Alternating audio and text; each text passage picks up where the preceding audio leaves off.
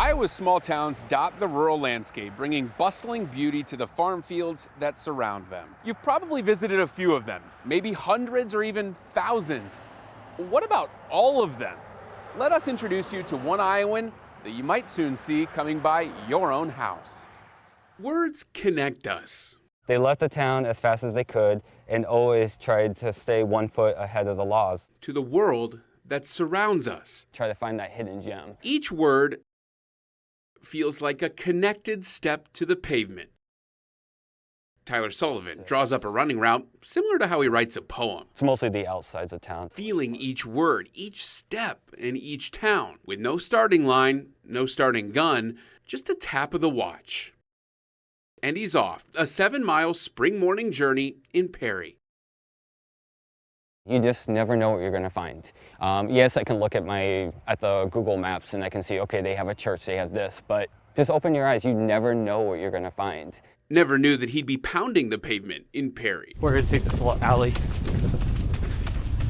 on the break. Never knew what he'd find logging miles in Manning or weaving through the streets of Webster. I love it. I love just supporting every community. I don't really have one favorite one. Hard to find a favorite when you've logged miles in more towns than are actually recognized in Iowa. I've been to 1,116 cities. Sullivan estimates the state has a little more than 1,200 towns, some as small as Adaza. The Greene County unincorporated town, not much bigger than its welcome sign. I see a small town, and I go over there and see if it has a welcome sign, because if it has a welcome sign, then I count it. He runs an area 5Ks, visits countless museums, explores the history, and meets the people of Iowa, posting all of his findings on Facebook for his 11,000 followers to see. I take pictures of the historical museum, the churches in town, the high schools, and anything else I find along the way. I feel like those people who can't go to these communities, for some reason, my page gives them a light. I give them hope that, that there is goodness in the world. The runs aren't just for Facebook posts and photos for fans. To run in each Iowa town, Sullivan, of course, has to run in each Iowa county. And for each of the 99, Sullivan pens a poem to remember his visit. Shining the kaleidoscope into the light, rotating in a circular motion, bouncing from one color to the next.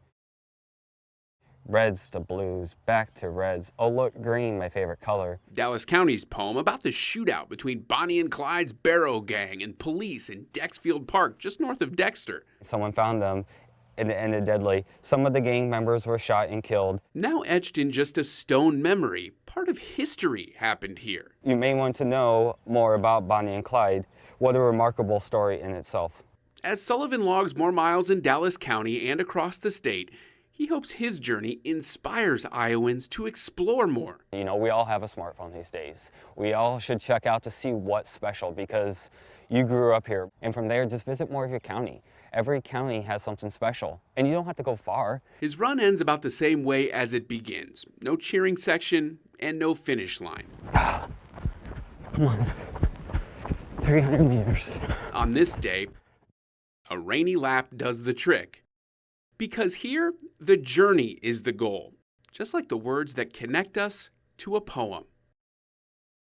Sullivan plans to publish his poems in different books for different areas of the state. The first, Northwest Iowa, should be published pretty soon. He's visited 93 of 99 Iowa counties, more than 1,100 towns. He expects to hit his final Iowa town in 2025.